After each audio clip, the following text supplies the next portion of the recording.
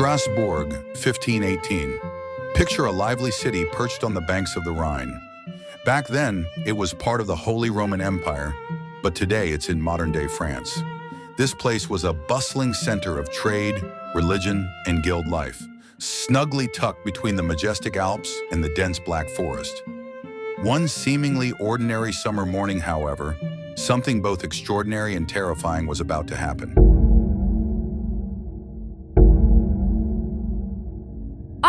I cannot stop. It's like fire in my blood. I feel compelled to dance. Stop, Troffea, please. The crowd's staring. I'm sorry. I can't. Let it go. Please. A local woman, known only as Frau Troffea, stepped out into the street and began to dance. There was no celebration, no music, just her spinning, trembling, and twirling for hours until she collapsed in a twitching heap of exhaustion. Her face was tight with strain, her eyes distant and glassy, sweat streaming down her tattered clothes as blood oozed from her swollen feet. It was a horrifying sight. Bystanders later described it as downright nightmarish. Look at her. She's possessed. Quiet, Mother. It's Troffea, but she's dancing as if possessed. Some say St. Vitus himself makes the damned dance. Heavenly curse for sin, some priest will say. By the third day, hundreds had gathered to watch. Hawkers, beggars, nuns. Even they were captivated by this solitary woman dancing without pause. Soon, dozens of townsfolk were swept up in the frenzy, unable to resist the strange compulsion. Contemporary records indicate that within a week, around 30 others had joined Troffea in her dance. The square transformed into a surreal stage of constant movement. Men and women from all walks of life convulsed and staggered under the blazing sun, drinking in the ungodly spectacle, as one chronicler put it. Everyone danced uncontrollably and their feet bled.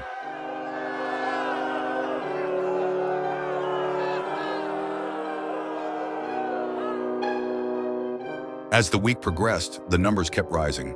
By late July, the city found itself in the throes of a full-blown epidemic. Municipal records and later historians estimate that by early August, nearly 400 people were caught up in this grim dance.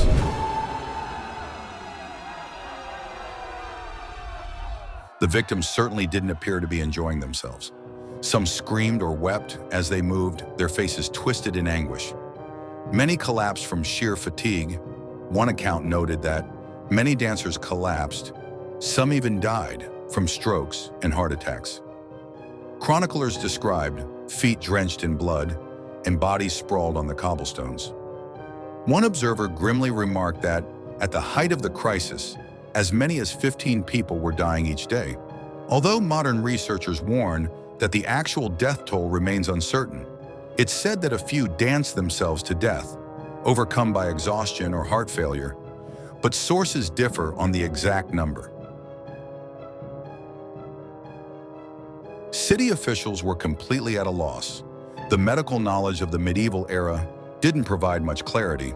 The priest pointed fingers at St. Vitus, a Christian martyr linked to St. Vitus's dance, suggesting it was a curse for some mysterious wrongdoing.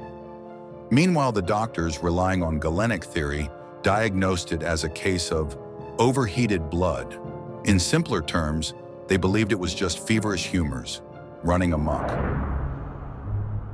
What madness is this? I declare, it is hot blood running wild in their veins, causing fevered movements. Master, the ancients say such humours must be expelled through motion. They must dance until cured. Hot blood? You'd have them dance it away? We must quell this frenzy. Strasbourg's in chaos. Build a stage. Bring musicians, craftsmen. Do what you must.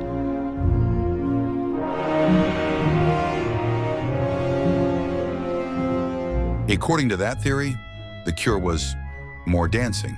In a last-ditch effort, the town council grabbed tools from carpenters and tanners. They transformed guild halls into sprawling dance floors and even constructed open-air stages in the horse and grain markets. They hired dozens of musicians to play drums, fiddles, pipes, and horns around the clock, while skilled dancers were brought in to twirl with the frenzied crowd. The idea was to help the afflicted dance off their ailments.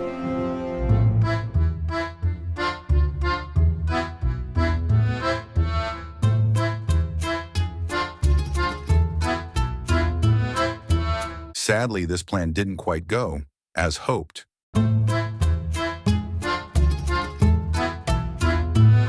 It's worse than before. People see only St. Vitus's wrath in this demon dance. The more we pray, the more souls we lose.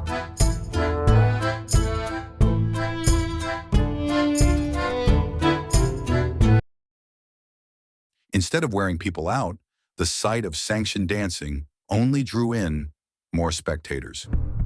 Many locals in Strasbourg thought they were witnessing the fury of St. Vitus and rushed to join in the ritual. As one report grimly pointed out, those none being free of sin were caught up in the frenzy. Before long, the plague had claimed 400 citizens in just a month. Essentially, by encouraging the dance, the town had fanned the flames of contagion.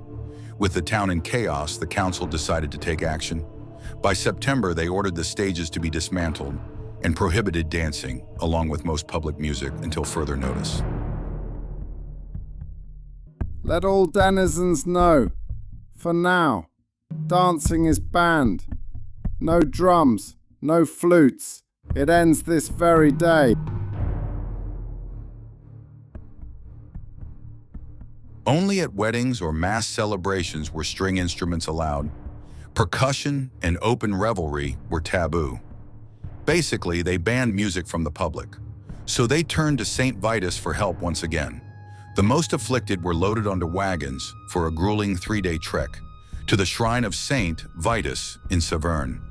There, priests would lay them in the saint's chapel, outfitting them with crosses and red-soled shoes, while sprinkling holy water and chanting prayers in Latin.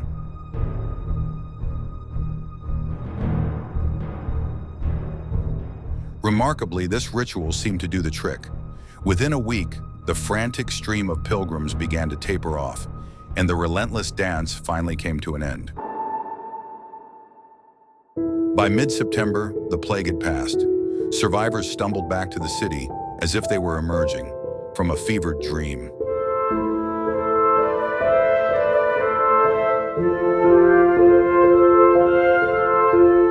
Why did this happen?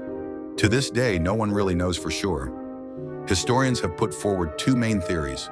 One idea is that it was a case of mass psychogenic illness, or mass hysteria. Back in 1518, Strasbourg was under a lot of stress. Bad harvests, famine, and epidemic disease from previous years had left the people feeling weak and desperate. Coupled with the widespread beliefs in St. Vitus and divine punishment, some scholars suggest this created the perfect storm for a collective panic. Essentially, the townsfolk became psychically contagious, with each new dancer igniting the next in a cycle of fear. Writer John Waller paints a vivid picture of the scene, describing minds tossed on the violent seas of their deepest fears.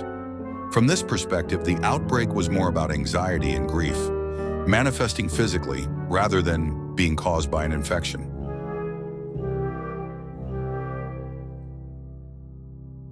One of the other popular theories out there is ergot poisoning. Ergot is a type of fungus that thrives on damp rye, and it can lead to convulsions and hallucinations. Essentially, it acts like a natural form of LSD.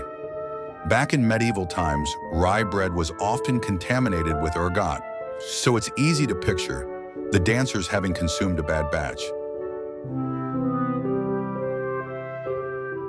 However, experts have their doubts about this theory. Ergot typically brings on excruciating cramps and numbness.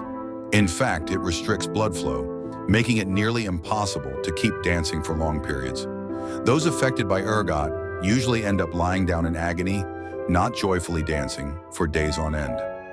Modern historians like John Waller have dismissed the ergot theory as unlikely. There are a few other possibilities to consider. One idea suggests that it might have been some sort of ecstatic religious ritual, or cult activity. The early 1500s were filled with fervent movements that were on the fringes of Catholicism and the impending Reformation. It's possible that a fringe group was engaging in a communal act of penance or celebration, inadvertently igniting a larger phenomenon. In fact, later chroniclers referred to it as Saint Vitus's dance, connecting it to the folklore surrounding the saint.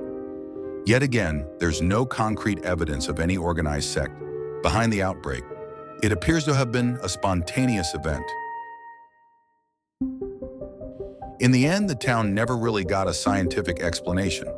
Doctors from the 16th century just shrugged it off as a natural disease and moved on with their lives. The dancing plague eventually faded from memory and became a part of legend. Even now, it stands as one of history's most bizarre mysteries. It seems there were no demons wreaking havoc in Strasbourg, just people dealing with unimaginable stress. Which interpretation is the right one? We might never find out. What we do know for sure is that the records are genuine and the people truly suffered.